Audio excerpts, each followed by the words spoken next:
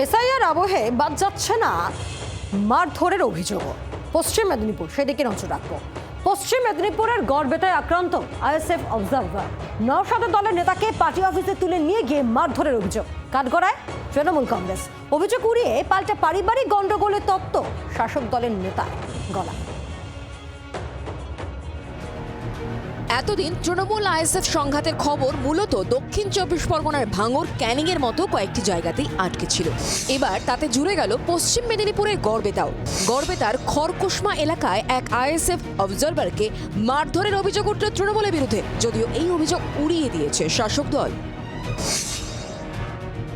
আহত আইএসএফ অবজারভারের নাম রমজান আলী শেখ। মাথায় চোট নিয়ে মেদিনীপুর মেডিকেলে ভর্তি। অভিযোগ, বুধবার গড়বেতার খড়কুসমা বাসস্ট্যান্ডের কাছ থেকে রমজান আলীকে তুলে নিয়ে যাওয়া হয়।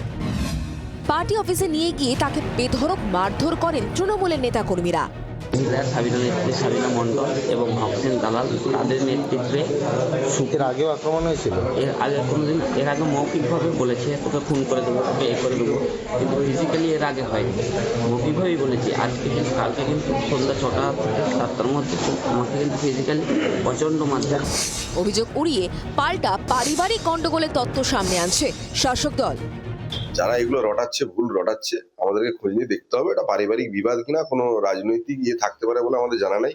পশ্চিমবাংলায় তৃণমূলের বিরুদ্ধে বিজেপি, এর বাইরে কোনো রাজনৈতিক দলের অস্তিত্বই নেই। সেখানে আইএসএফ কর্মীকে মারধরের কোনো অভিযোগ থাকতেই পারে না।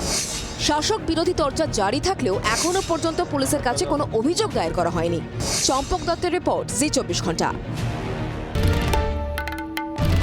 বাংলার আওয়াজ, বাঙালির আবেগ, জি 24 ঘন্টা।